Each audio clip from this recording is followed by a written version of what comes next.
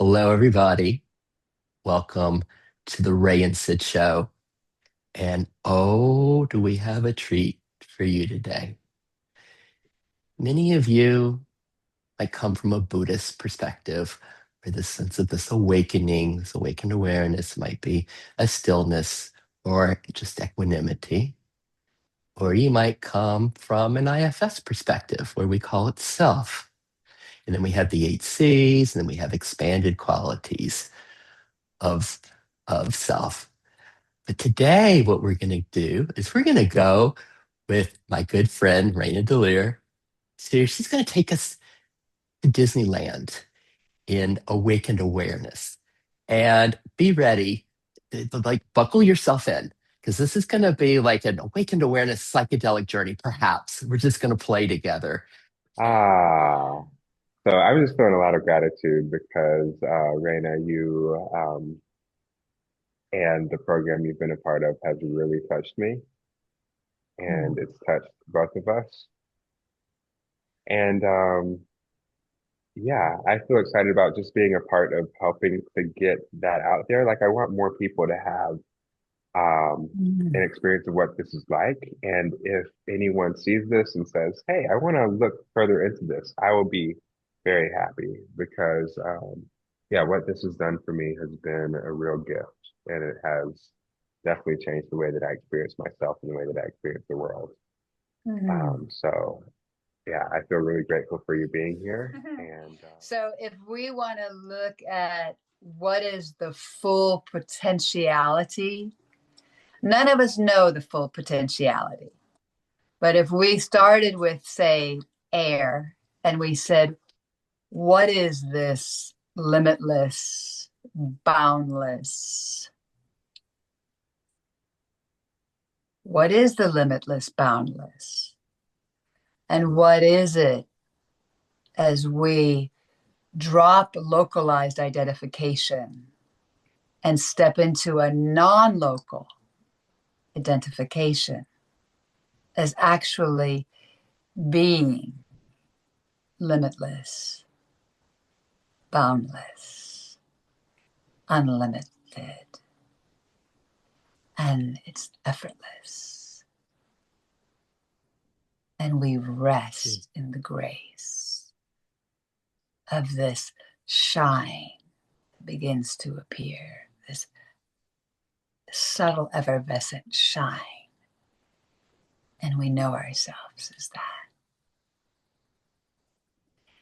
And then, what if we got really curious and then we added an oceanic flavor to that?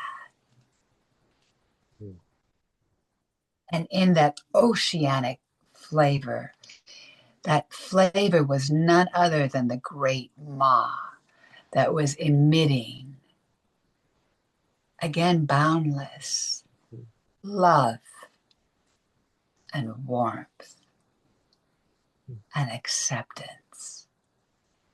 And I got you, baby. Mhm. So, water being the unconditional love and the compassion for all, every cell.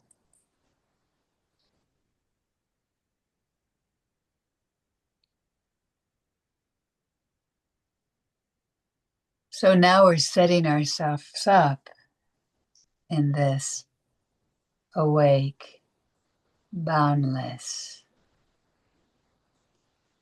compassion. And we invite in this aligning.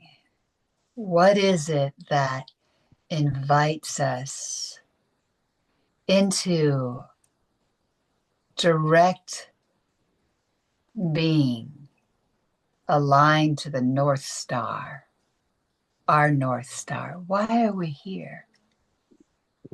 So there's an alignment. That whole is a structure that holds the great waters of compassion, the discernment. So we're building a being that has this immense quality of spaciousness, awakeness, that has this compassion, limitless, boundless, again, compassion, and this alignment, which creates a structure to hold that.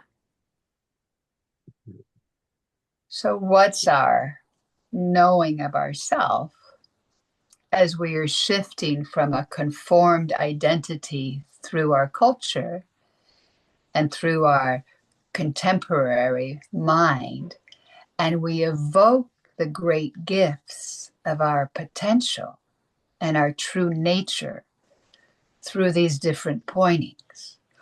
What if once we've got the alignment, then we have the fire of none other than union with all that is. And we invite in that mighty fire that we now have a structure for, that we can move in this brilliance. And since it's a short taste, and we move from that into, gosh, we've got this fire and this union and this brilliance. And what if we're not singular? That we are beings of earth. And we invite in that realization of the interbeing, which is none other than fully integrated into earth, not separate from. Like we have a depth and a breadth. If we were to sink into the suchness of earth, and we say sink because we tend to ascend into air. For some reason, there's a natural ascending out and about into the spaciousness. But what if we sank into the depths of the velvety void, deep and wide?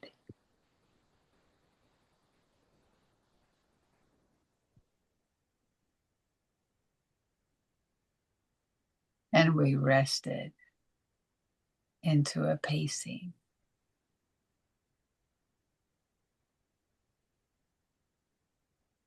That allowed mountain time, the time that it takes to create mountains.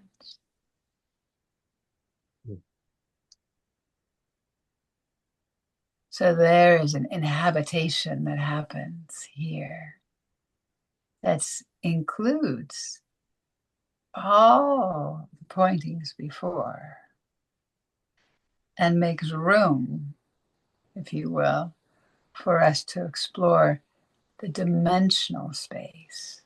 What are the realms? What are the dimensions? So we go from a deep and wide to include dimension.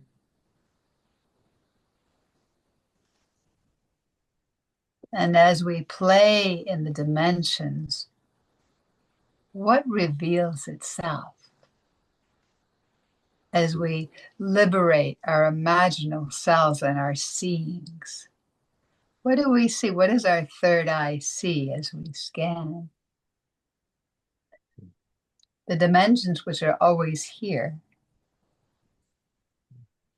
Yet, unless we open our eye to see, we may be blind.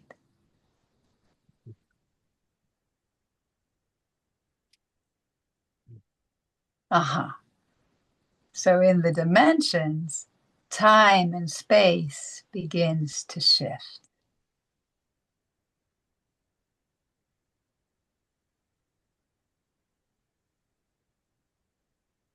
Now I realize we're only giving micro pointings. So from here, then what is what we would call the divine mind, the crystal mind, the perfection of all that is?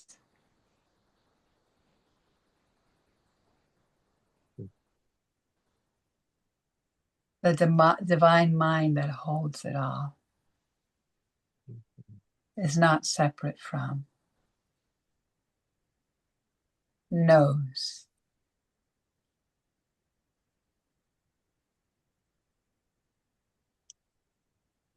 There is the resting in the knowing with no gap.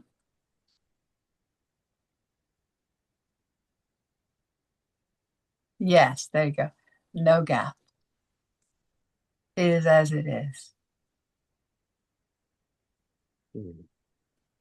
No worries.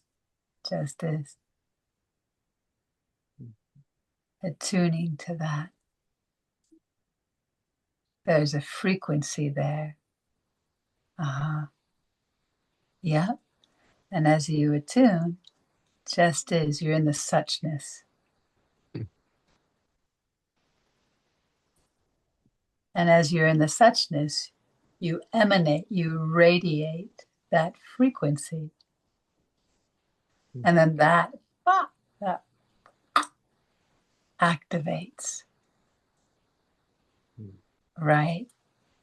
Whatever you're engaged with. And then that mirrors back. So then you have an amplification, which is true for all of them, since this was the last one on our little quick touch-in. We spent more time here. Raina, first, thank you. Amazing. And I'm wanting to check in with our community for just a moment. How was that? Raina just took us on a journey through 7 Disneylands, 7 flavors of awake awareness. That was a lot really fast, right? She started with air. She went to water. She went to tree. Tree. It's cleared. And then she went to fire. Fire. And she went to earth. She took us to earth. All flavors of non-dual flavors of this awakened awareness. You can find this. Fire. And then earth. And then beyond, she calls realm. The idea of different dimensions, past, present, and future, all here at the same time, all simultaneous. And then she took us to what she calls crystal, the crystal mind, the divine mind. How was that for you to get a taste of those 7 perspectives, those 7 flavors? Like, this is quite different than the IFS self, or perhaps in the Buddhist awakened awareness. This is playing with subtleties. How was that? How was that for you, Ray? Well, I'm just catching on to how my friend Sid, just watching, so feeling Raina transmit these 7 channels to awakened awareness. That's kind of how I think about them. They are pathways, and they expand into and throughout the nervous system and into the shared nervous system. That's how kind of how it rolls for me. And then I saw how you just like took that and transmitted it, and just like, oh wow, like my friend Sid has changed and he's transmitting. As soon as you hit earth, it was like bam, right there. So I always love the taste of these. It's like each one is a different kind of a hot tub to sit in and really enjoy. Um, yeah. So the beauty of the transmission is really a gift, and that's something that has really impacted me in my life and in my relationships with other people. You know, surprisingly, there's in certain moments there's very little that has to be done if I can just sink into these places and be in the gift of what's needed in that moment. I would say that as one does the inner work, then one's words and what one points to becomes simultaneous. So then, as you're speaking from, not about, you could be speaking about and be from at the same time, then the transmission, the emanation comes forth. And those that are ready to see and hear and whose senses are ready, who have done some work of disengaging from a flattened perspective of reality, then can have a conscious depth remembering. Because the transmission and the words as they align, then we're having a meeting. Yes. And in the meeting, there's an intimacy into me see. Mm. Can I ask you a And then practical the question? one becomes, yes. Go I for it, have a Sid. practical question about where you're going. I just want to tie this in for our audience because a lot of the folks who are watching this are therapists, they're healers, they're facilitators. And just when you're describing this meeting and this resonance, one thing, a gift that I received from you, Raina, is becoming more subtle as a facilitator and as a healer. And what Ray was alluding to and what you're speaking to, I'm just wanting to translate this for our folks who, as they are being with people, as they are being present with someone who is suffering and looking for support, I love how what you just took us through, these 7 channels of awakened awareness, just like what Ray was alluding to, that we can be what the other person needs. And how just the subtle art of that. And I was wondering if you could maybe tie that in with this beautiful transmission, the gift of transmission for healing. I would start before we go into that. I would say that your depth and breadth, the work that you've done, that's where you can meet another person. So they can only go, if you're in a healer position, they can only go as deep as you've gone. So the more work that you do within your own self, quote, self system, then that degree of depth met, you've met within you. We're not separate from one another, but you've gone and you've taken the journey and you've met whatever it is that you're working with. So someone appears in front of you and they are an extension of you, and yet they are their own being and they are working on what they are working on. So you can hold for them from your own experience. And then, yes, you can connect with, you can pull and you can set your system up to hold for them. But the real holding is the depth of the work that you've done. So this way of looking at awareness, it's not that you can just intellectually look at awareness and then come up with and understand the structures. It is that in the inhabiting of the structures, it will kick out whatever is not recognizing itself as its true nature. So if you've gotten caught in a process and are seeing the world through a process and projecting and caught, then that will reveal itself. Mhm. Is this making sense? Yes. I So if just you want were to, going I to just, translate that for your audience, how would you oh, translate? well, mm. Ray, you got it? I've got something just on the last thing that you said when about viewing through a process and having that show up. The phrase that I heard for it where it really resonates is that ignorance has to express itself in order to see itself. Like that's part of the process. Yes. So when stuff comes up that's just like, okay, I'm not acting like in a way that I feel aligned here. I can tell that I can feel that something isn't right here. but I have to be in that process. And I have to know that I'm seeing things in a really, you know, diluted or distorted way. So we could say for the air process, if we were to look at awake awareness and we were to say, oh, what's the shadow of that? And the shadow of that is if we're not all the way through, then we could be in, what is it when we go into, we just fade out and we go into And dissociate.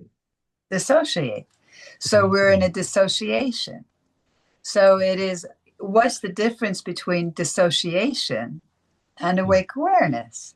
And can we tell the difference? Because awake awareness is spacious, dissociation is spacious. Yeah. So, right. Wow. So, Wow. it, Let me so let there me is let me a, let me go ahead. simplify this just for our listeners, just for a moment, because you're diving so deep here. Uh, and so, what Raina, what she'll play with are these seven channels that she just introduced us to, right? And then we get to enjoy those in our own being, and we get to deepen into these. And then, as therapists, we get to find that we it's almost like what is needed by the person who is with us, and then we can be, it's very different if you're being the spacious air with someone, or if you're being tree, the sense of safety, everything's okay, or if you're being fire, aliveness, or if you're being kind of the non-dual groundedness of earth. And so there's that in helping to heal the ruptures, the challenges of those we work with. And then Raina and Ray are pointing to something even more here. Then they're going further and they're talking about awakened awareness, let's say air. And then in playing with these qualities, there's this sense of there's a distortion of each of these, or a shadow, which is what Raina's speaking of right now. What's the difference of, can you find the difference between disassociation and awakened awareness as air? And so we find a distortion in each of these flavors of awakened awareness, which you'll recognize along your own journey as you touch them. Back to you guys. So we tend to look at in our map, it's just a map. Maps are just a map. They're not the territory. They're just a map. They're a pointer to get you into the territory. So if we look at air and we were to say, we know the awakened quality is awake awareness in our map. We give the element air. And then we say dissociation. Well, what does dissociation need? What is, if a person hasn't fully landed in schizoid process, what does that process need? Well, it needs to know that it has the right to exist, needs to belong, probably needs some secure attachment. So how do we show up for a being that is experiencing? And that's where part of this work goes, is how do we show up for others that are caught in the distortions of their gifts? Someone in the water, which is this beautiful love, they're not experiencing the beautiful love. They're experiencing the not enough. They didn't get enough. Right? So we could go through all of them and find where's the gift and where's the wound. And we're working to say, hey, what if we start with the gifts? And from the gifts, we look and see where the wounding is. Because if we start from the gift, then that gives us a base. That gives us a suchness, a place to abide.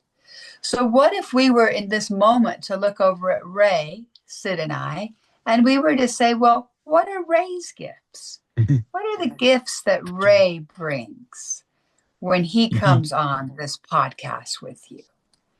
And my first thing that I love about Ray is I love his incredible warmth and acceptance. Like I go anywhere with Ray because I feel so warm and accepted, and I also feel this beautiful erotic ground, which is Mm. life force moving in connection with the earth, with this beautiful fire. So I feel a whole bunch of stuff. And I would say that those are Ray's gifts because the way they're put together in Ray are unlike anyone else. It's not just the 7 qualities. It's what happens when those qualities come together and a new something arises. So the 7 qualities are just to get us into the territory of the wow. And so we can behold one another and be with one another and see permission to see one another through the gifts. Right? Because that's a radical reconfiguring because we're used to learning through what's wrong here. What's the problem? Let's come up with a solution. Instead of, hey, let's get with what is, what's really good here? And then Ray and I can look over here at Sid and go, oh my gosh, that light that pours off this guy is just like, can't even have name, don't even have words for that, can't even talk about it. It's so immense in this heart and this shine. Right. And so this is a unique Sid in this loving heart. Well, I must tell you all on the call, they both have loving hearts. So I have this privilege to be in the bookends where I have a Ray on one side, a Sid on the other side, a Sid on one side, a Ray on the other side. I'm in bliss heaven, but I have to work very hard to keep the words because these guys are powerhouses. So I'm just lucky to be here, and they're really the ones that are sharing and transmitting. I'm just the label or something. Wow. You are wonderfully facilitating. And as you do that, it grows. I think what this gets at is the thing that really exploded my mind and heart and, dare I say, body about Luminous Awareness Institute is the first word that you use to describe it, which is relationship. And having us all reflect one another as a technology for both waking up and for healing, for both seeing the gifts, like straight up. I experienced seeing these gifts and really pointing them out with people as has been a gift, like for me with my clients and other people in my life. It's really a way of showing them God in themselves. It is so beautiful. Mm-hmm. Mm-hmm. So being able to do that and from these gifts, have them shine that on the wounds. What has blown my mind is the way of using community as a way of healing and awakening.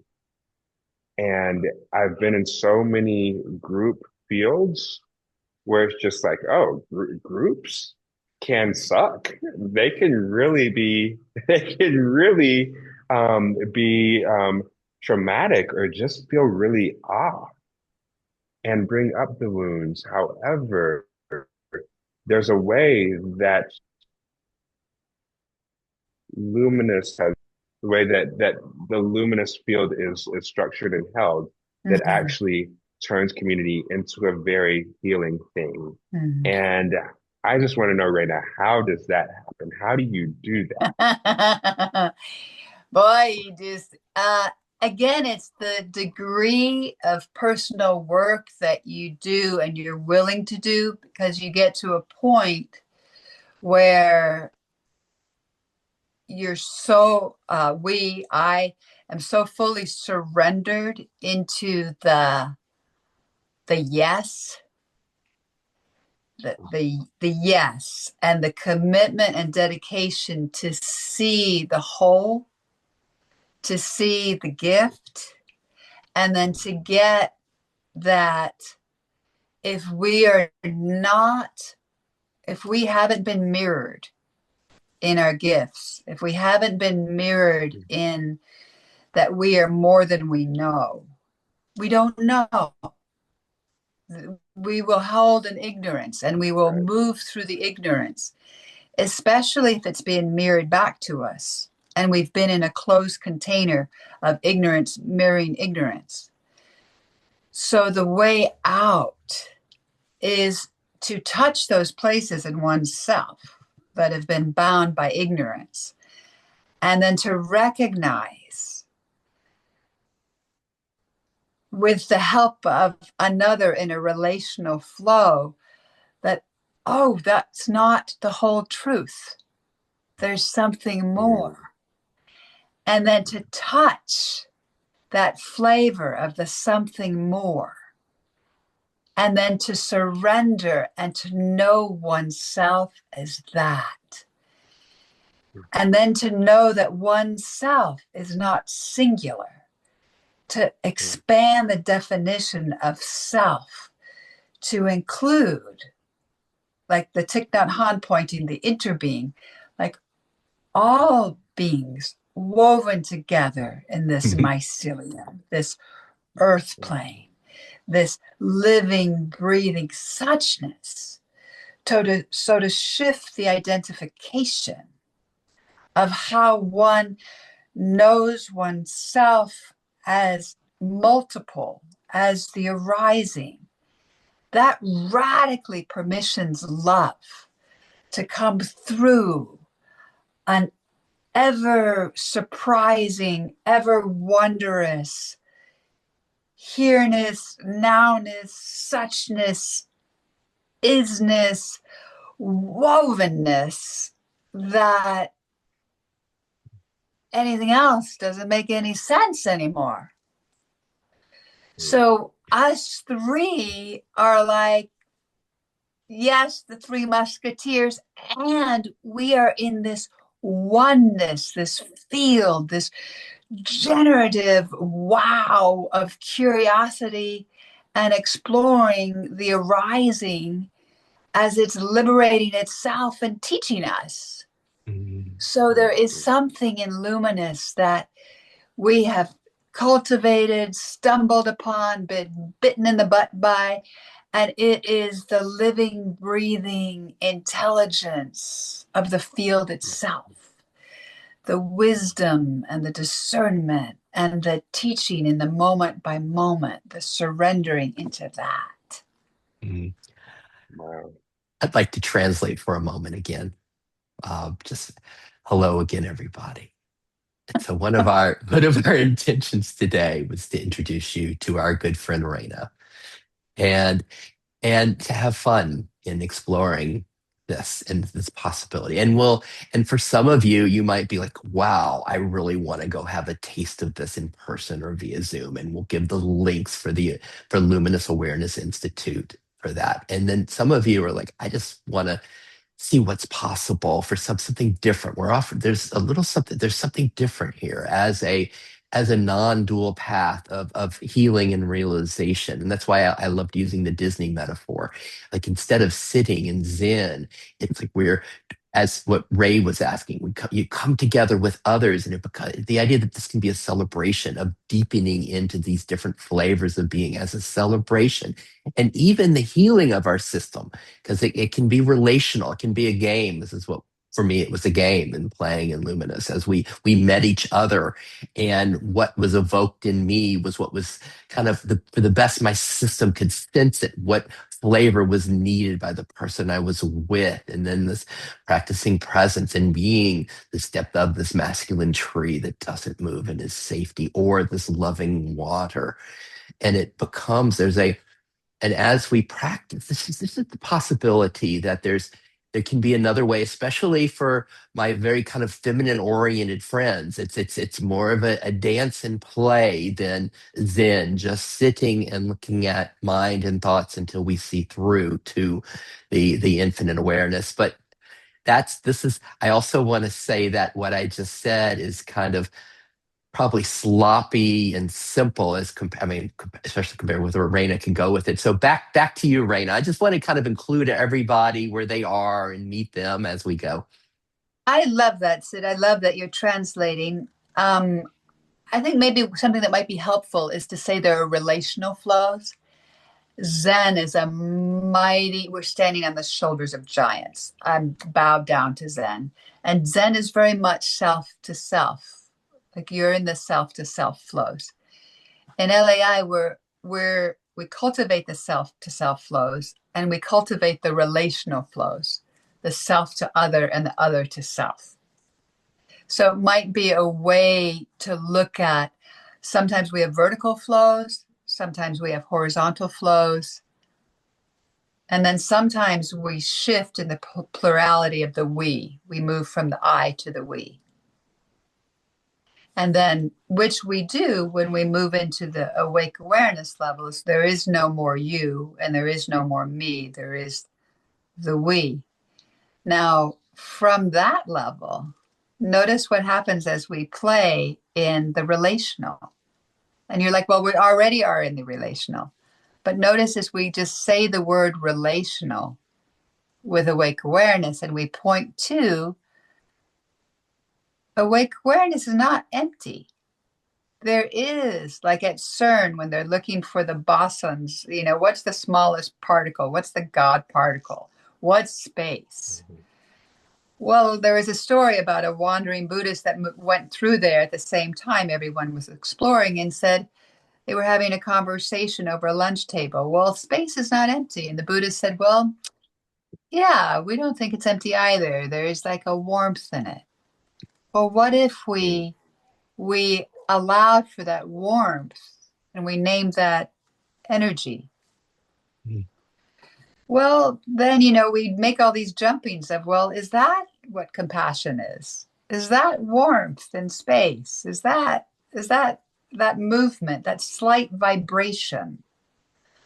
Like I'm taking great liberations here, but that slight vibration, what is that? Space is not empty.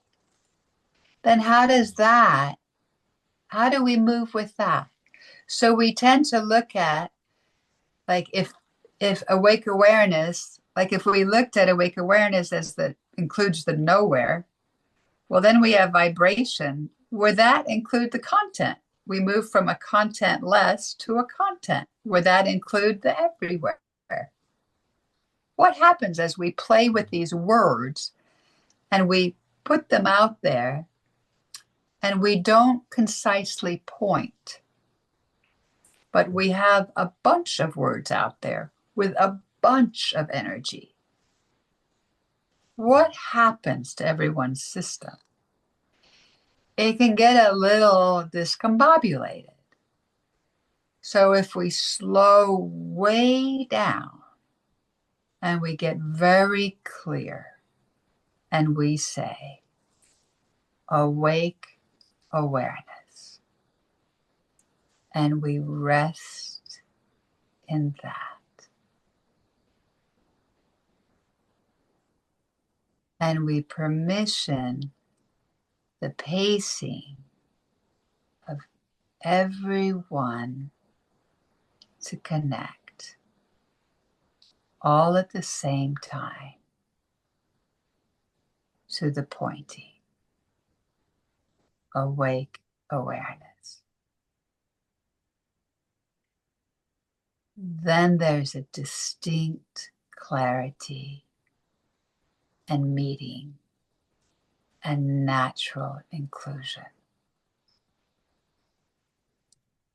And there's a living field that's built through the repetition of the pointings again and again and again.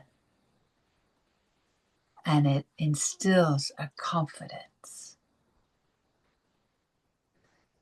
So if we move from awake awareness and we say, oh, let's move into the quality of water.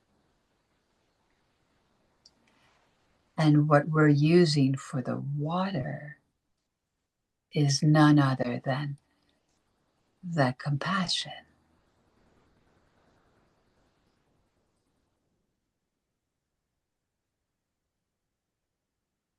Love in an oceanic.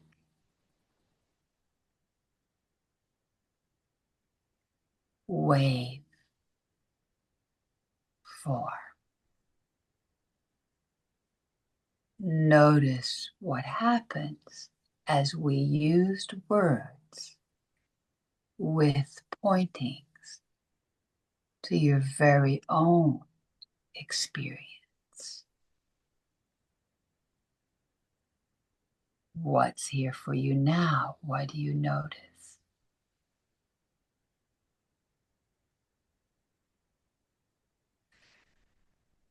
I notice, and I think this is part of the gift that you bring, Raina, as a teacher, is the inquiry.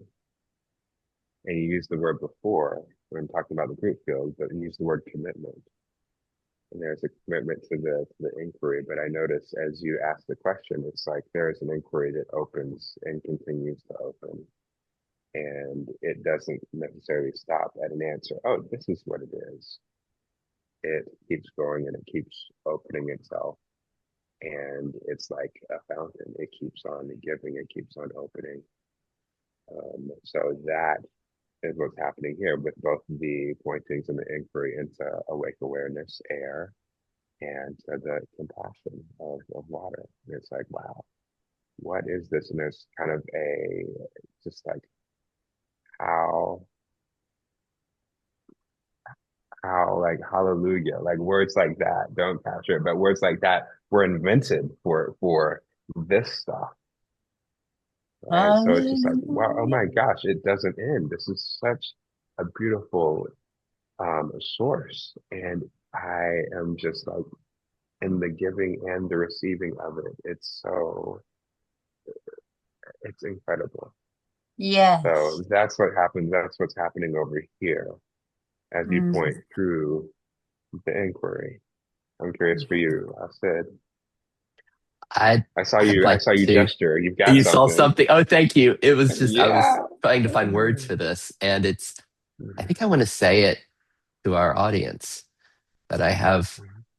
That many people are looking for, like this self essence, this beingness that the traditions are pointing to, and my experience is Raina just pointed us in such a beautiful way to this as she spoke about the emptiness of Zen, and then subtly entering that emptiness.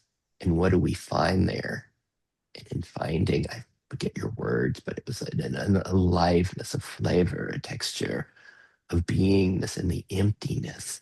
And then from that emptiness, the possibility of it, oh wow, and it can be this compassion, this feminine love, or it can be this masculine tree. This, and it's and I want to suggest I like there it is what just happened, and I want to suggest that 4 minute guidance or less, if you can go back and try it again, and if you're not feeling it, try it again and see where it leads you. Like what Ray was saying, it's like an endless inquiry of openness taking us someplace, because that's like I had to really like keep focused on my feet while you were doing that, because it was like I was just really opening into the beauty of that. Thank you so much, Raina. Mm-hmm. Sid, Mm. So welcome.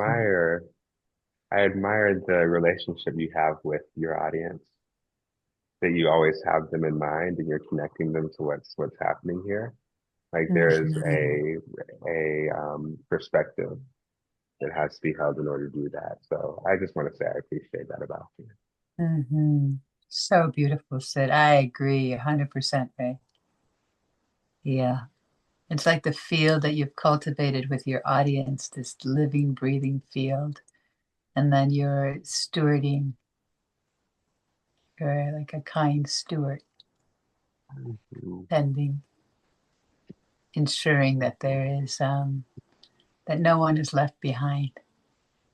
Oh my, it's thank you. I want to highly recommend this to people.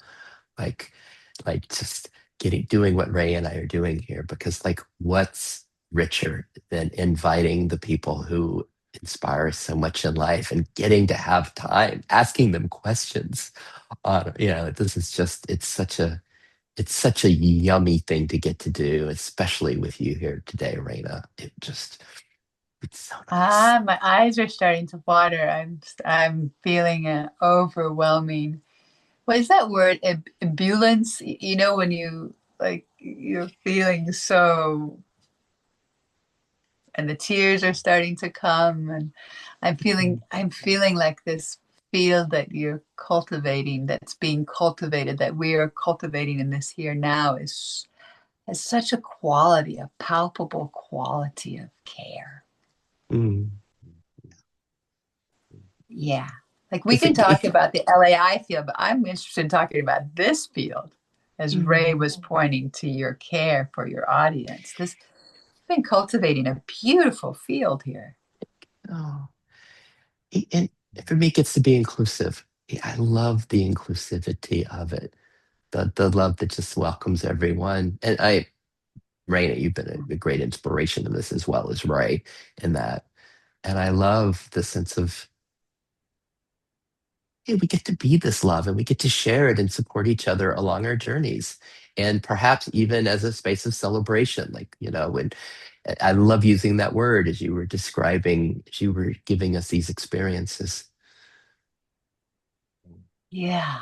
So this place of celebration and permissioning, I would say there's a permissioning for inclusivity, that the whole being, no matter where they're at, is totally welcome here to sit and be received and listen to the teachings and whatever's arising and be included in that. Yes, but it's like it's like that, and there's a little bit more. It's like not just listen to the teachings. It's like you know what it's like because this is my experience of you, Raina. It's like everyone who you meet, oh wow, there's my teacher. Yeah, it's just there's such openness to life and appreciation for the like the 10,000 faces of this of beingness of life and aliveness, and it's almost like that. It's more like welcoming them into this community of exploration and celebration as we do it together. And simultaneous transformation, right? Because as we are celebrating, as we are in our gifts, our nature is to simultaneously self liberate and Mm. transform. So there's wild permissioning for the you that I met when we first came on the call is still here, and the never before seen is expressing itself and surprising us all, for all of us. Mm.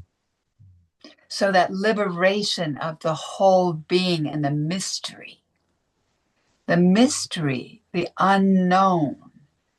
Because we live in a culture that says no yesterday. We have to really prepare and know everything, which we do. We love our preparations so that we can show up and then stand naked in the mystery and be shown moment by moment, the radicalizing of life itself, fully permissioned, moving through us, with us, as us.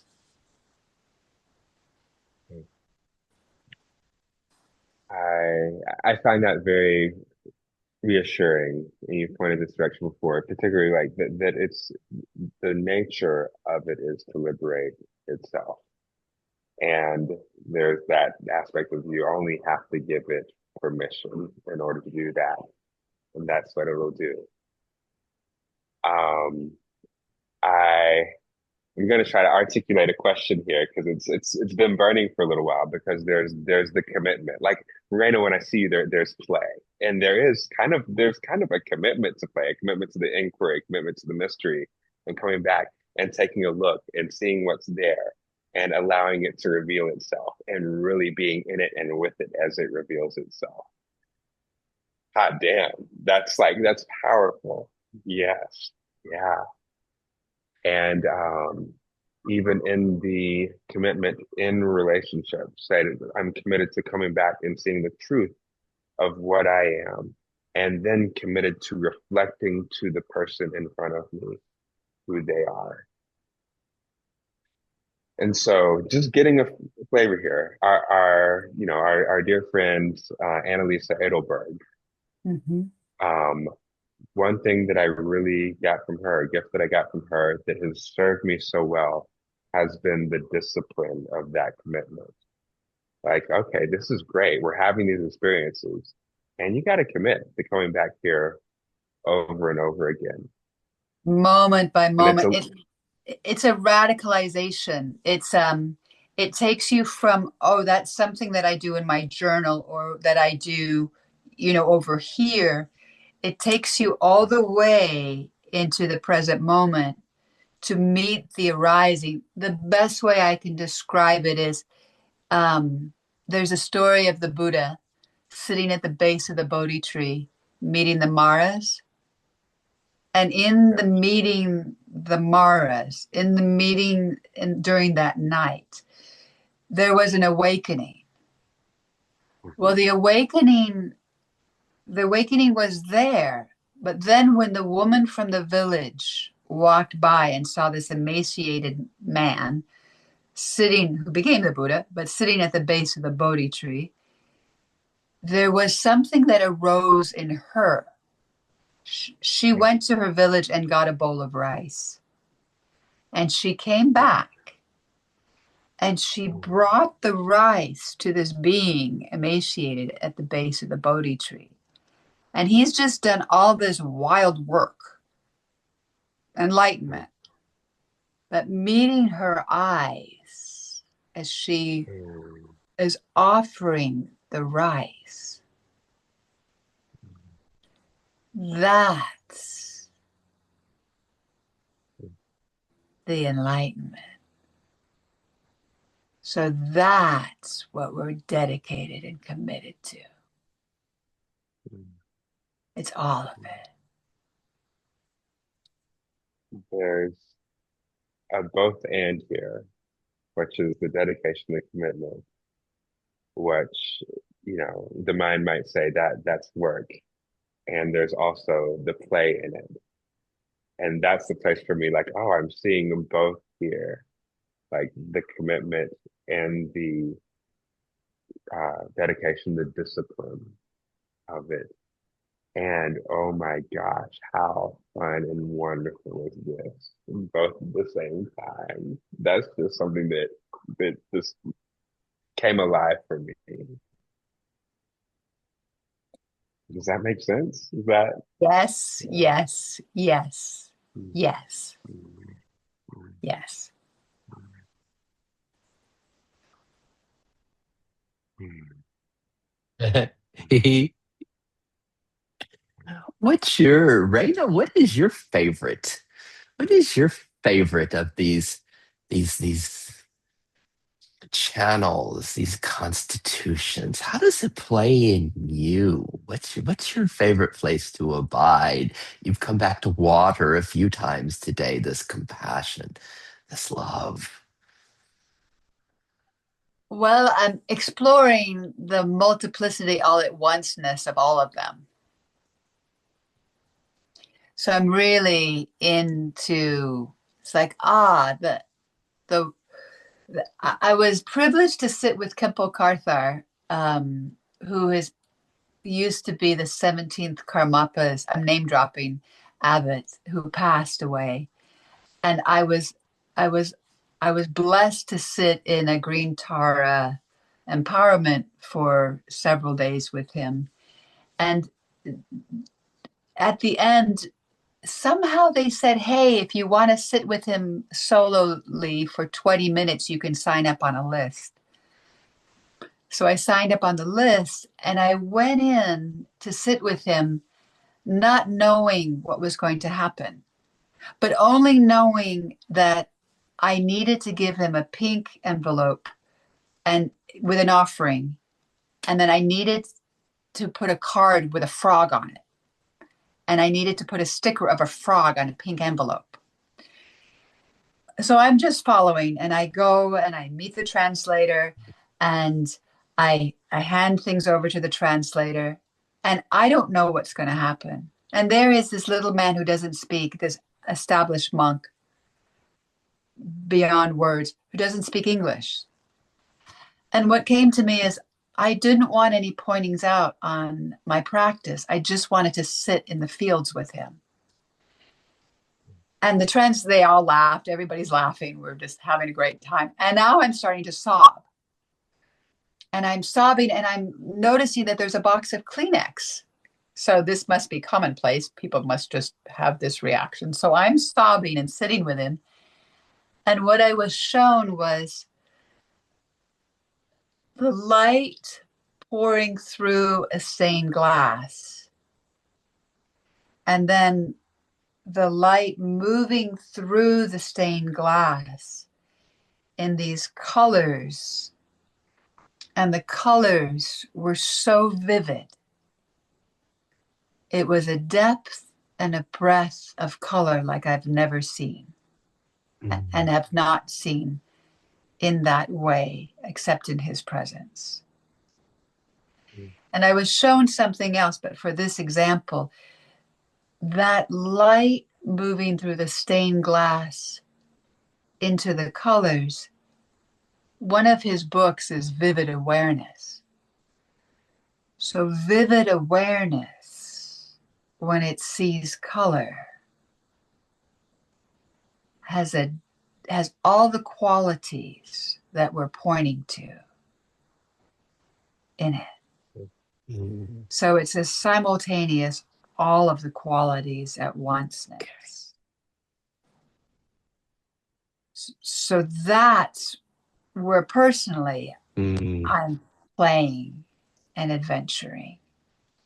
We all adventure through all of them with depths and breadths and have our favorites. And then at some point, the distinction begins to unite into a suchness. So that. Hallelujah.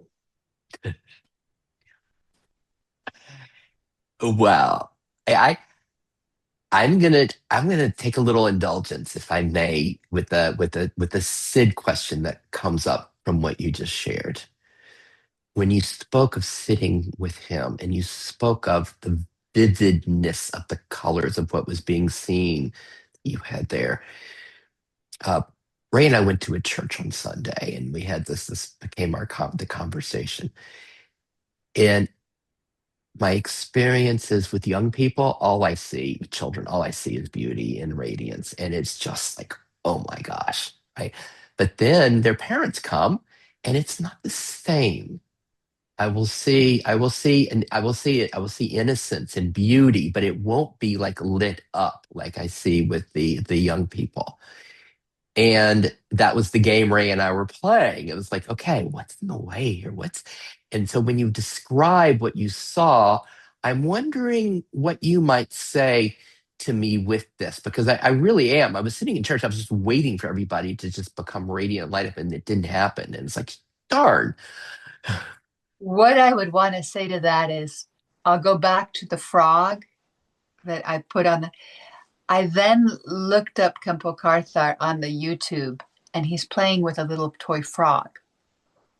Like like they're playing with him, and he's playing with a toy frog. So there is a pointing to play. Play. I was in South America in 2012 at a temple, an ayahuasquero temple, where all the shamans had come. This woman had cultivated an Alto Paraíso, shamans from Ecuador, or shamans as she called them, from Peru, from Brazil. And you're in a month of rolling ceremony for prayers for the eagle and the condor.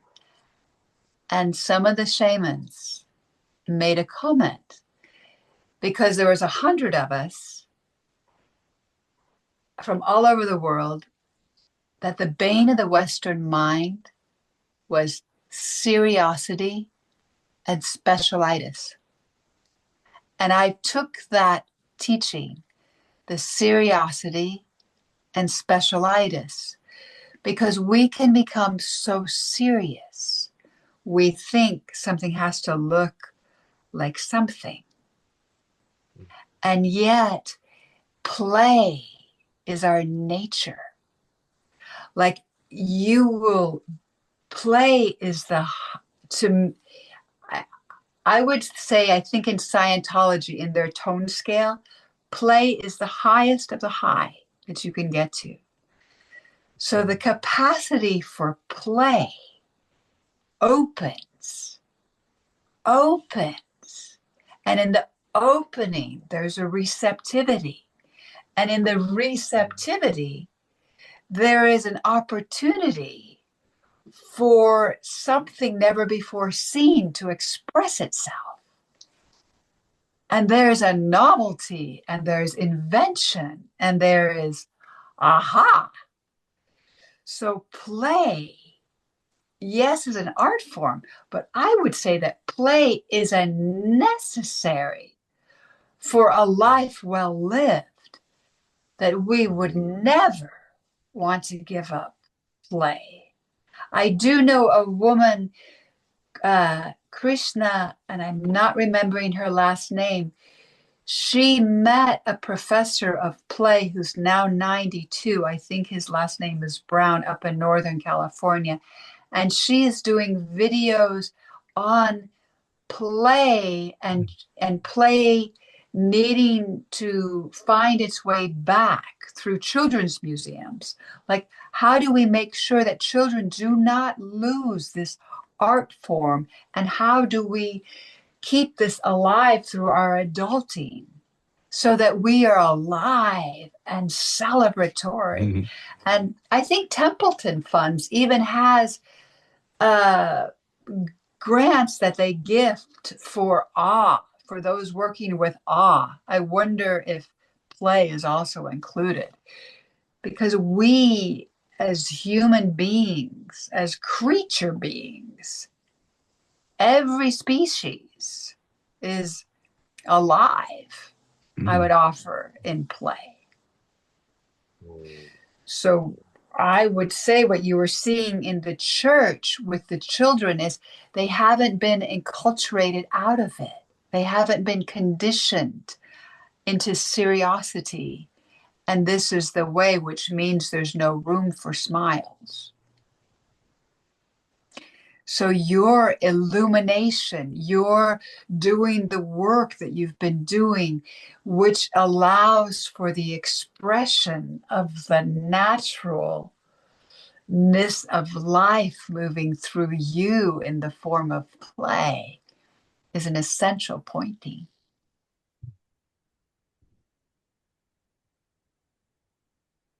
Yeah.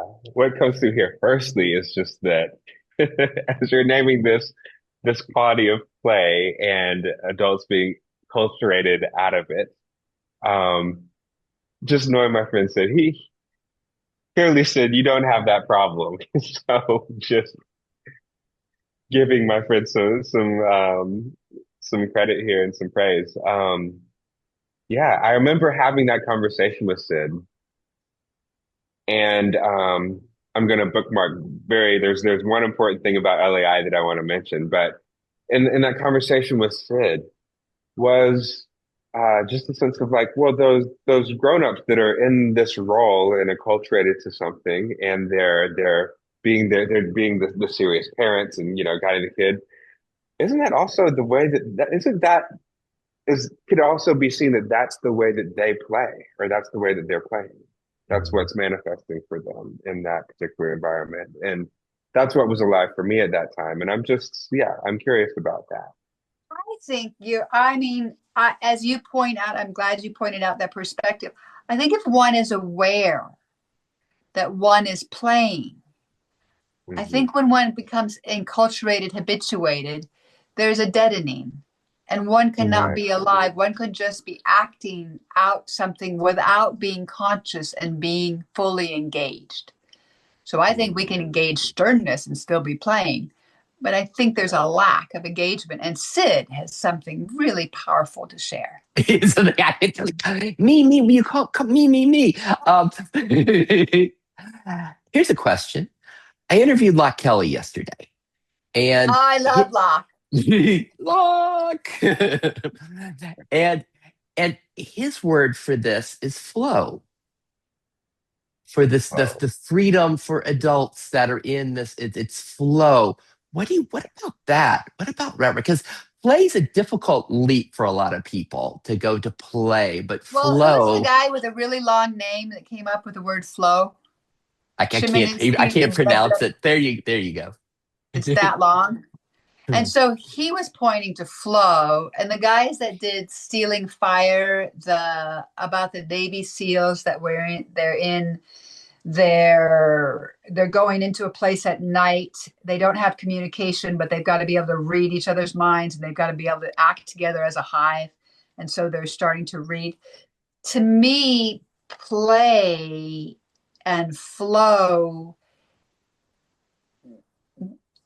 they have similar attributes because it's unlimited, unbound. When you're doing contact dance and when you're doing improv and you're doing comedy, like you're so everything, you're listening to the arising with every sense that you've got and beyond. Like we think we have six senses. I think there was 20 years ago a study that children have up to 27 senses, but the environment was only cueing for a certain six, so everything else didn't get wasn't there. But I suspect that through our developmental process, when quote trauma happens to us, there's the state of mind of the child or that age is still there. So when we liberate the trauma, we liberate a gift that didn't Mm, get enculturated. So our system begins to shine with this intelligence that mhm, may be outside of the box. And you mm, do enough of these healings, you have access to these intelligences, and it's like, is it synesthesia or what is this? But I can now do this, which I could never do before, and so this is a trip. So we're more than we know. So all of this to say, what are we saying distinguishes play and flow? These are words that we're using to try to encapsulate mm, perhaps a vibrational frequency of permissioning. So, what if we permissioned this being that we don't know? We know we've been inculcated, we've been patterned, we've been mirrored, but what is that? Instead of saying, what's the mirroring, what's the framing, what's the patterning, what if we got with, well, what's the what? That is, what's that? And maybe that's where play and flow are pointing, is that which cannot be fully named. Like the face that cannot be seen and the name that cannot be named. Like we are the gods of the mystery, the gods, God, however you need to name that. The mystery. What if we permissioned the mystery itself? so you spoke about being open to the mystery and even extra senses opening up, ways of viewing and ways of experiencing the world and interacting with the world that open up in that process of healing. So speaking of that, that's the bookmark that I wanted to come back to. I'm like, wait, we didn't talk about, at least people use the word energy healing. And, when that comes up in LAI, and I'm like, wait, we didn't talk about that. But you're kind of setting the stage for it. I'm just like, okay, I'm beginning to understand that more now. I want to know how Raina experiences that which we call energy healing. What is that for you? Because I have experienced it in LAI, and I'm also like, what is the what? What is that? So You want a Yeah. short answer or you want some meat? Like what are you interested in? Because I can go deep and wide Um, on that. I'm interested in let's go deep, wide, and even experiential. If we can, yeah. I want to go Okay. for a ride here. Yeah. All right. So can I give you a Yeah. personal glimpse? Please. You Hmm. can always edit out. So when Hmm. I used to be a vice president running a trading desk in the stock market. So I ran a Hmm. desk and something was happening to me and it felt like a black hole here in my chest. And my friends, nobody could relate. And I jumped out of airplanes. I went and lived on a dive boat. Like I did all the things. And someone said to me, "Oh, you need to come to a meditation with this healer." I was trying everything. I went to a meditation with a healer, thought it was crap. I went to sleep. My friend said, "How was it?" Then she said, "Oh, you need to go get a session." This is 1996. And I thought, I've been through everything. Okay, I'll go get a session. So I walked in and I looked at the woman and I said, "I don't like you." It was the first time in my life I had I didn't know this woman. And she looked at me and she said, "Great, transference, have a seat." And I was Hmm. so mortified. I was just looking at her and she said, "So who do I remind you of?" I was frozen because I had committed the sin. I had said what I thought and I didn't even know that I was thinking it and it came out. And she said, "Blonde, powerful woman." And I'm just, she said, "Mother." And I thought, oh, I have some ground. Yes, yes, yes, I can see that. And she guided me somehow in. I started to cry. I could feel my consciousness expanding. I could feel the hole getting smaller, the dark hole. And then I was sitting in my car thinking, I don't know what just happened. So I did research. I found out she had a school and I went and studied with her in her school and it was this energy stuff. Well, there were no words to describe what was happening for those few years until I met James Oshman, who wrote the book Energy Medicine. James Oshman was a cellular biologist at Woods Hole for 10 years and did the study where he went back to the early 1900s and found every study, every field, everything that he could find about energy work. Acupuncture, cranial sacral, continuum, and the list goes on. He codified the field by his book, Energy Medicine, published in 2001. So now you have a field, it's codified. You have a place to put this energy work, it's in a field. Then Wilber comes along, Ken Wilber, and he does tremendous work mapping with quadrants, views, putting the field together, the transpersonal. So you have a way to language experience. So that gives us a mapping. We now have words and expressions, and we now know that China has been working with energy for 5,000 years, that here we're into the structural, functional, and then energetic.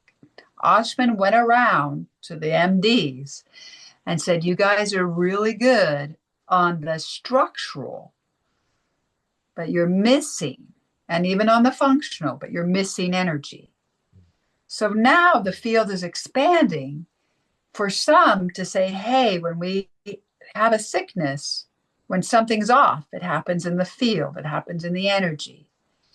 Then it goes functional, then it goes structural if it's not just genetic. So our minds start to get blown and we start having a languaging that we can point to, not just from 5,000 years ago in China or that many years ago with the India, with the Vedantas and the Veda and their worlds of Shakti, Kundalini. Now we're getting into a melting pot of, oh, energy.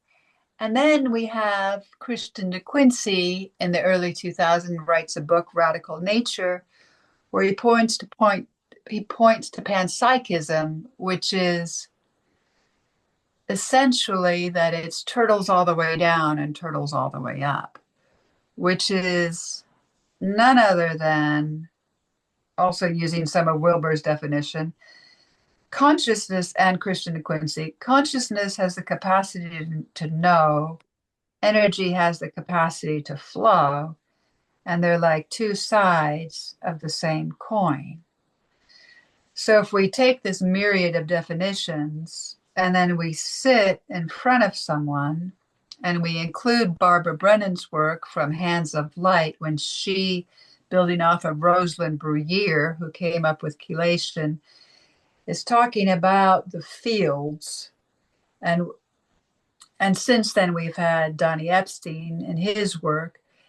We have layers of the field, and we can lay definition into layers of the field, just like the awakening practices have the 7 qualities that make up awakening. And there's more, it's just the ones that we use, the air, the water, the tree, and so on.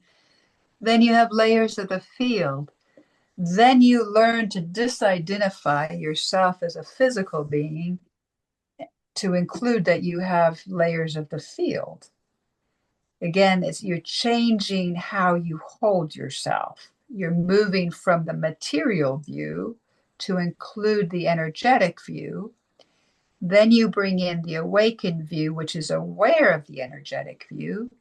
Then you can locate in the field if there are densities. And the densities are that which is not in flow. So we find the densities, we bring awareness to the densities.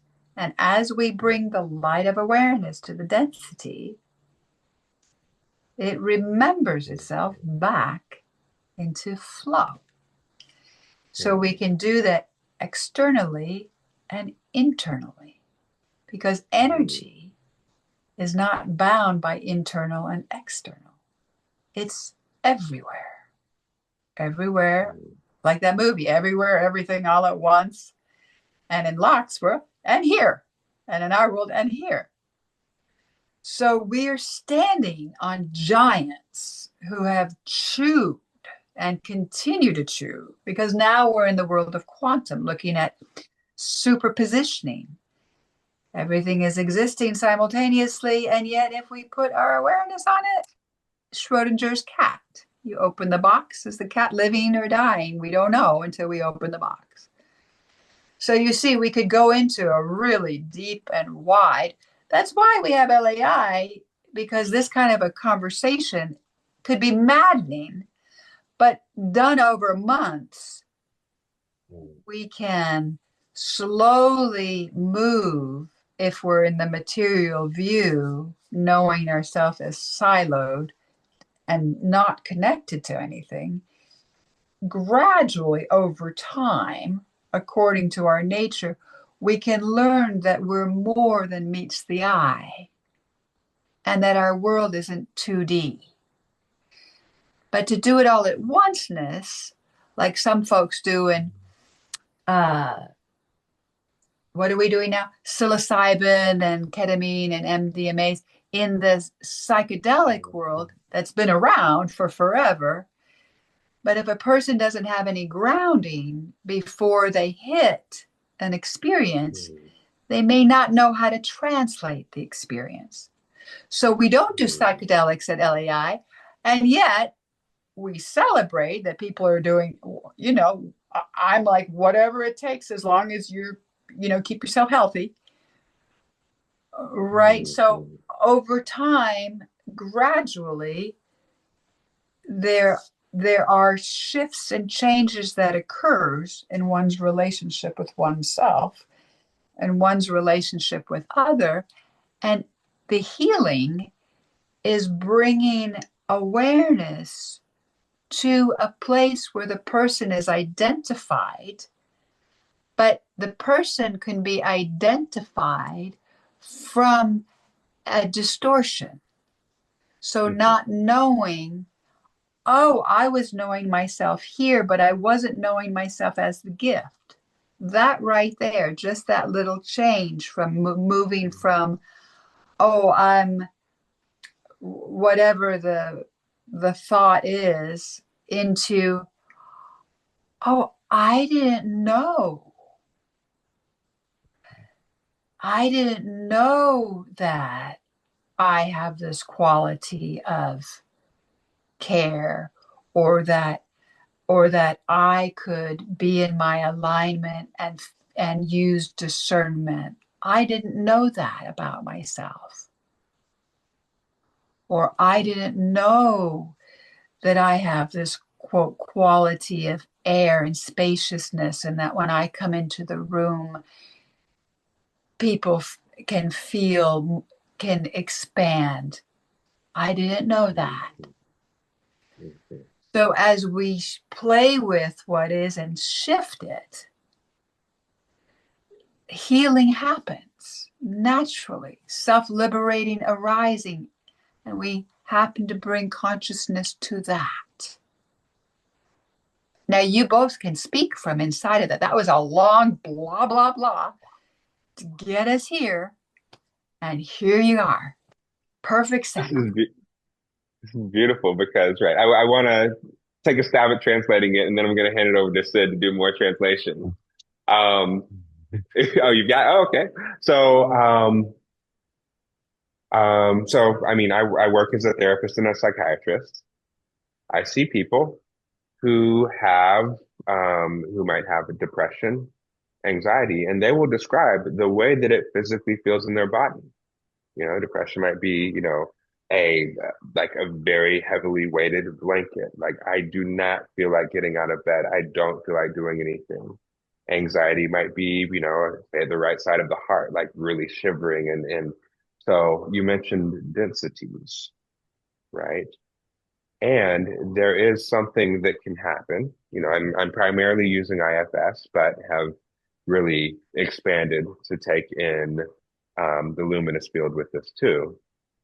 And there is a lot that can happen when one brings attention and it is in the inquiry with what are these densities that are there? What is this sensory experience that we call anxiety or depression or anger or whatever we happen to call it.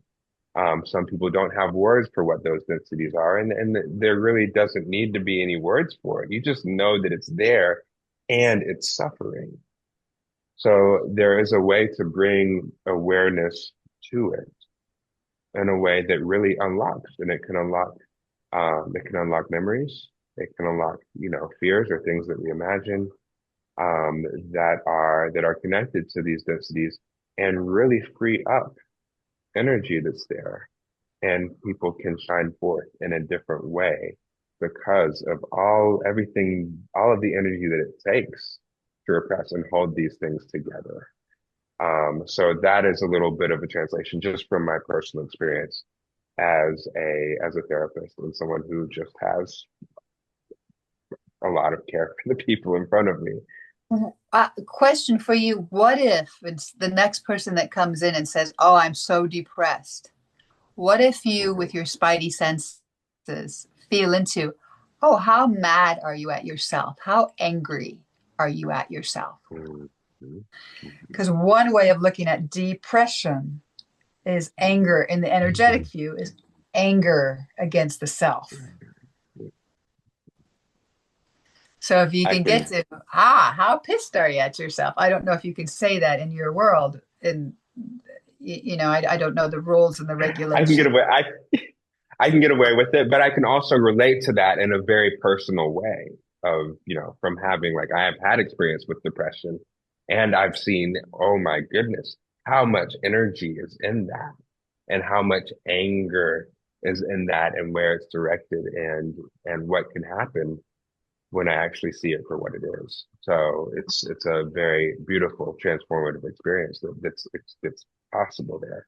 Well, you know, it's so interesting that Paul Ekman, who has done so much work with the Dalai Lama on emotions, and that's some of the basis of the movie Inside Out.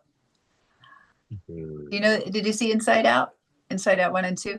So I had two little kids, the 7 and 9. I took them to see the movie Inside Out, and then I went to Target and bought them colors, and they got to color on the sliding doors. Whenever they were feeling something, they got to color like red. I'm like the red character. I'm mad. I am the green character. I'm disgusted. And they were putting words to what was happening inside of them. How many adults have the capacity to really feel and to know the richness of their emotional body? Because the richness of emotional body, we have a modern mind. Human is, how old are we human? If we were humans, I don't know, 1,000 years ago, and we're in the Serengeti plains and we're doing whatever we're doing, it's night and there's tall grasses, and all of a sudden the grasses move and a stick breaks, our bodies would feel a signal, fear, anxiety. We would use the energy that was triggered within our body and we'd go climb the tree, or we'd get the heck out of Dodge. So now here we are, only hundreds of years later, with this modern mind, no emotional body, and we're going to mentalize everything. We still have our wiring. So what if we have healthy emotional body where fear moves through?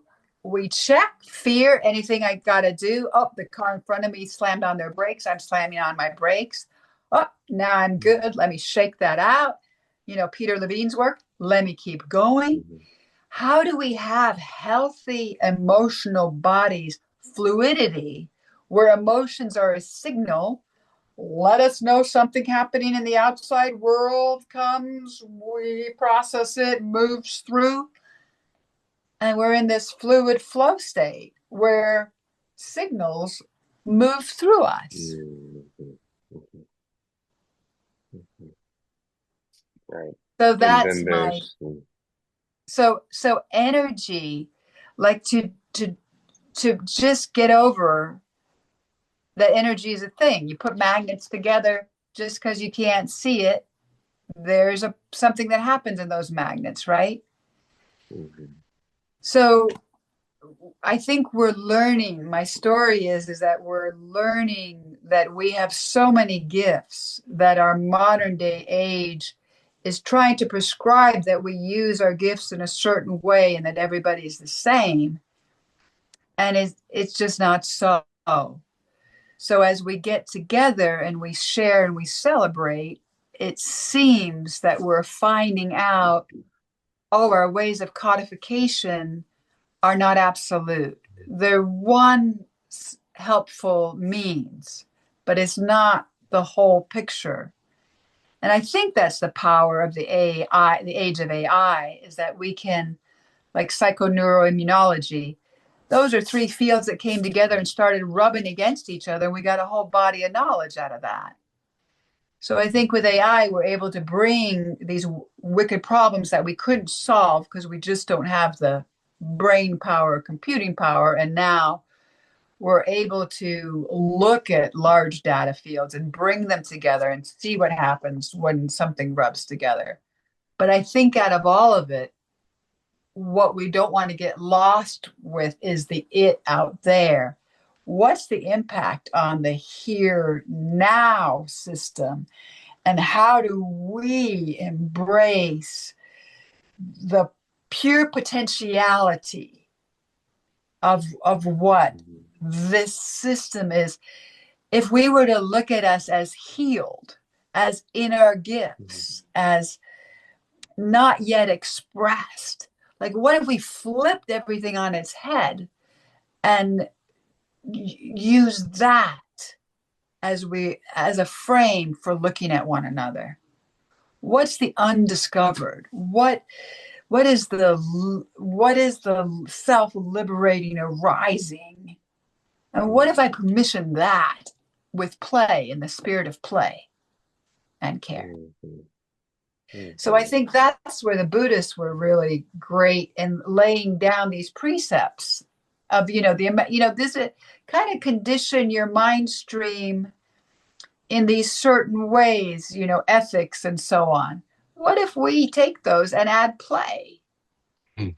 Because they came from a culture that probably played a lot. They're rolling around in the steeps with the yaks and all the things that are happening. And our Mhm. culture has What gotten so serious.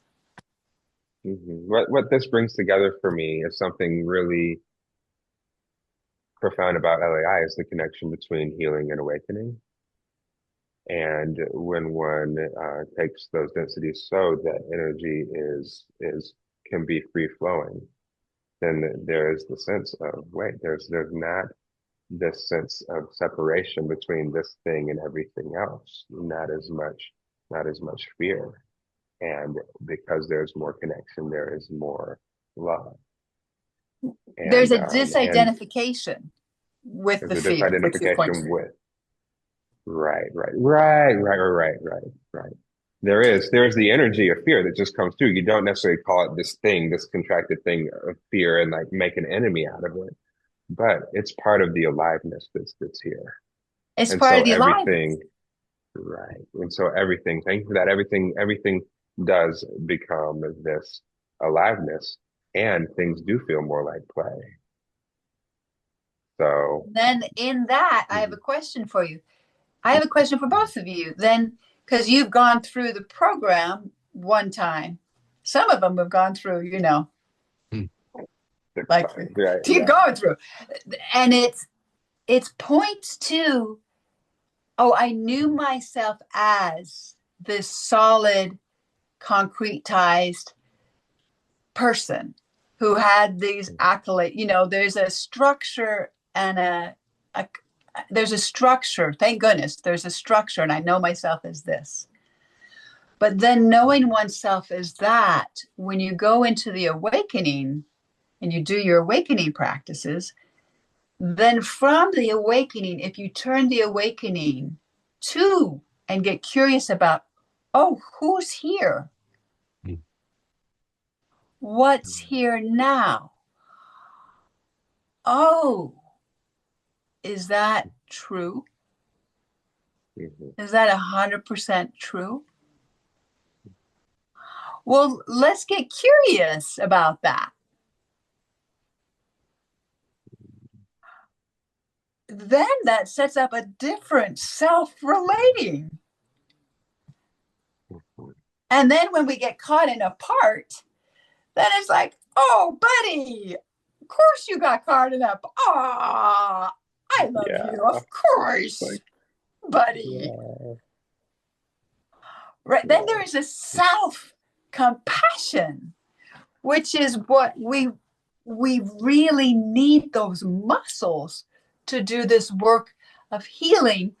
Because if we come from a place that says you're supposed to be perfect, and then you find a part that's not perfect, you can beat yourself up. So then we have to do the training of, and that's just a map. It's not the only way to be with yourself. What if you met a part of yourself that's not perfect and you went, hey, buddy, gosh, you're working Mhm. so hard in there. And I love you. Mhm. And we got this. And let's do this together. Mhm. Well, there's the conditioning that's there even after we discover, okay, this is what I am. Yet the conditioning, you can look at it and there's a point, I guess, just throwing a personal experience here. When I look at it, and I can actually relate to the part and see the world that it has dealt with and the conditioning that's there, and that that's not the part's fault. It didn't ask for that. The way that it's been looking in the world, it's like, well, of course you're anxious. There's no blame whatsoever I can have for what's in me. And then I look out at the rest of the world and like, gosh, I can't blame them for that. Like there's a way of looking at the world that we have all been acculturated into that does make the world a very scary, very scary place. And of course, you're reacting to just an impossible situation. How can I blame you for reacting that way? So yeah, things do become a lot more understandable and forgivable, really. Mm-hmm. And it doesn't mean that we're not change agents, that we just forgive and don't put into action. There's forgiveness and, oh, how can I Well, contribute to? there's courageous compassion, right? And but there's Yeah. a sense of doing that without making someone wrong or bad. It's like, well, hey, let me engage with this in a Yes. really courageous and present way. I love that And conversation. right, being in the dance of that is sort of the commitment, the discipline plus the play of it, because it's just like, okay, I'm going to engage in this, and we're going to really be here and present with what's here, and see how this thing self-liberates, because I don't know how that's going to happen, but I know I got to be here and I got to show up for it. Hmm. Wow.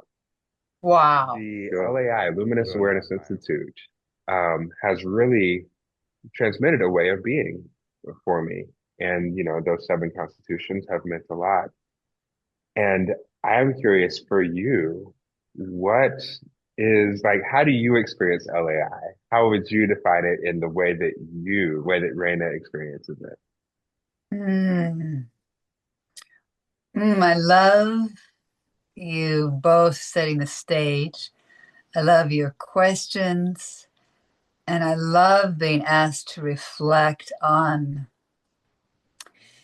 this work, which I think I started engaging maybe in 1997.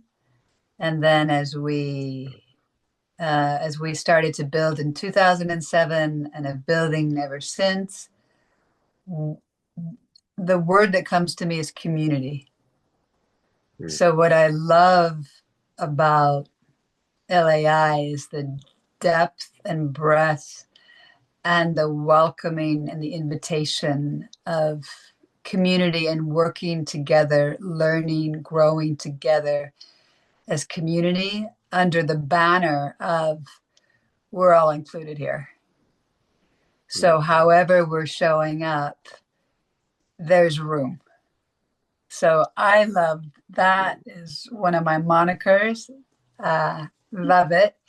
And then within that, there is a common heart, which is, hey, let's grow. And Wilbur talks about the waking up, the awareness, the growing up, the developmental patterns, taking it all and showing up as we're cleaning up. And to me now, there's this additional linking up with the world of AI and the relational flows that are unfolding themselves.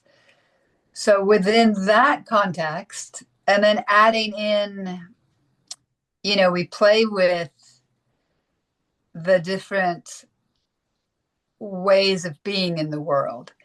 And if many people are in the way of being left brain centric, and in their left brain thinking about things, and from an it perspective, like using a scientific third person way of looking at the world can be quite limiting to the fullness of what is human. So my exploration is what's human?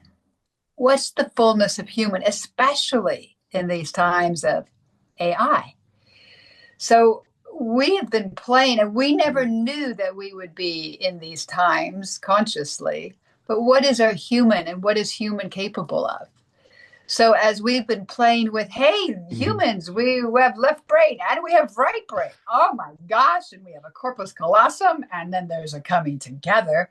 And then what happens when we start asking where we're viewing from? Wow. Feeling, feeling that fire. What you got, Mm. Sid? Well, I'm just wanting Beautiful. to Mm. just check in with everyone and see what if there's something else that's bubbling for in you and Ray as we're kind of heading towards the closure of this wonderful exploration, just to make sure we get everything in as far as anything else that's there for you, Ray, and whoever's there coming Raina for this, that oh, we've got to share this. And then I want to make sure there's some time, Ian, Raina, for you to share like just an invitation with Luminous, and maybe a little about where, how people could connect. Or I don't even know if you're doing private clients these days, if you're wanting to kind of, if there's a website or a way of connecting with you as well, if someone's wanting to connect. But before we go there, is there anything else bubbling that we want to speak to? Hmm.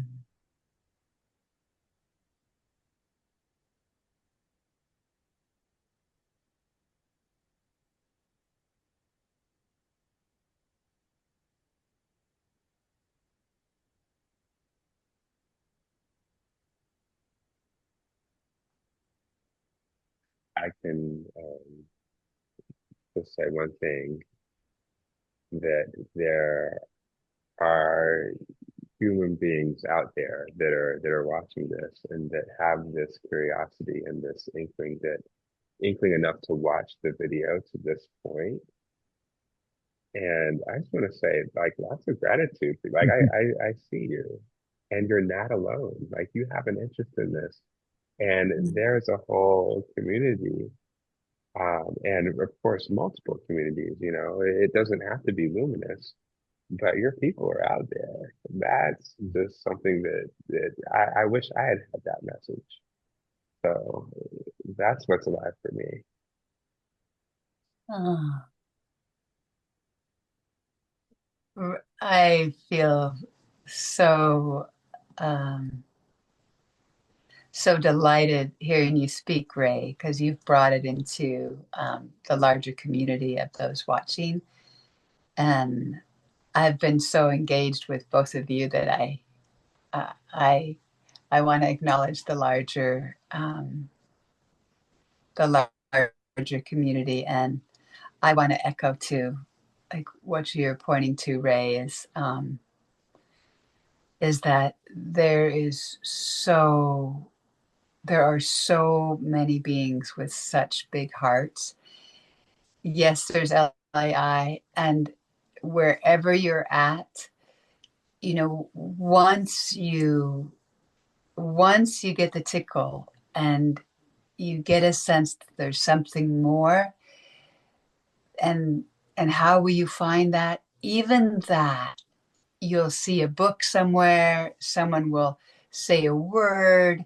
It's like you're on a treasure hunt. You get to follow the little leads that appear, and you will be cared for, and you will find your way, and you will you will get what you need. So there is a magic and a right timing, um, and one big giant hug that's holding you. And you just begin Mm. to recognize that. So just want to let you know that um, it's been a deep honor to connect with you and to share all these stories. I don't know what will be edited or not. And just to invite you to continue, and Sid has got an incredible heart, and Ray have this incredible heart. So you're being well cared for, even now on this podcast. So there you have it. Mm. Oh There. my gosh.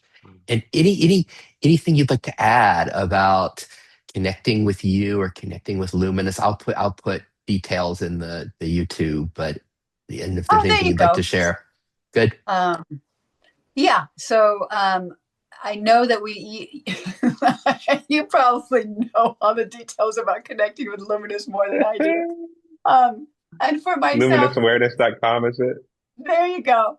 Yeah. So you could send a note there, and our beautiful beings, Jocelyn and all, will come back to you. And then as far as I go, I always just I just have a text number. People text me, so I don't know. I don't have. I'm word of mouth at this stage of the game. I'm word of mouth. So Perfect. that's Beautiful. that's. Perfect. Gosh. Yeah. Raina, gosh, thank you so much for coming to explore with us and celebrate with us and everyone else who was enjoying you today. And and thank you for who you've been as my friend. And thank you. Oh my gosh. Oh, yeah. Sid, thank you so much for the invitation. I feel how exciting when you sent the invitation for you and for Ray. So I feel really grateful to be able to share and to be here and just hang out with you both. It's just I just love it. So thank you Okay. for including me and bringing me in.